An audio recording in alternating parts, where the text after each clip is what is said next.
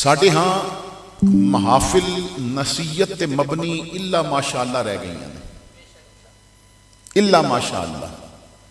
वरना हर आदमी वो चाहता है कि साढ़े मर्जी के मुताबिक निज़ाम हो। महाफिल बहुत ज़्यादा ने, लेकिन साढ़े हाँ ऊपर तो लैके नीचे तक लोग दीन सुनना चाहते ने अपनी मर्जी का, दीन की मर्जी का नहीं। लोग चाहते हैं कि दीन साड़ी मर्जी का बयान किया जाए। साढ़े इसी रावलपिंडी के अंदर एक अल्लामा साहब को मस्जिद तो निकाल दिता गया। क्यों? उन्होंने जुमे वाले दिन ना दसिया सी व दाढ़ी रखना जरूरी कितनी है। तो जो दाढ़ी मुनाए उहदे वास्ते शरीयत का फतवा क्या है, तो इंतजामिया ने निकाल दिता कि तुहानू आखे असी बस तुसी जुमा नमाजा पढ़ाओ, तुसी ये दाढ़ी के मसले कितों छेड़ देते। हालांकि मसला गवैया ने नहीं सी छेड़ना, यह मसला उलमा नहीं छेड़ना सी। तो जिस माशरा के अंदर उलमा अपनी मर्जी नाल दीन बयान भी ना कर सकन और लोग अपनी मर्जी का दीन सुनना चाहते हैं, इस वास्ते कि हो सकता है कि मस्जिद इंतजामिया दे किसी चौधरी का पुत्र शराब पींदा होवे ते उन्हें मौलवी की जरूरत नहीं ना शराब के बारे में गल करे। हो सकता है कि किसी का अपना कारोबार सूद ते चल रहा होवे ते उन्हें मौलवी की की जरूरत है कि वह सूद के बारे में गल कर सके।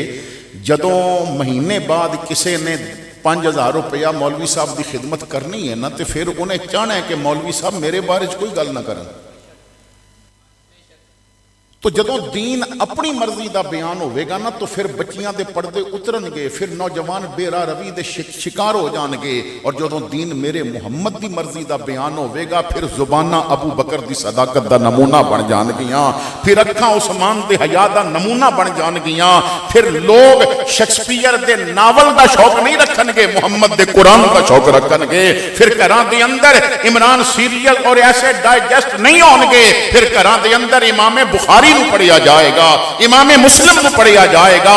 जदों दीन शरीयत की मर्जी का बयान होगा, फिर तेरी बेटी होगी और उहदे वजूद ते किरदारे फातिमा की झलक नजर आ रही होगी। ये उदों होगा जदों दीन की मर्जी का बयान किया जाएगा।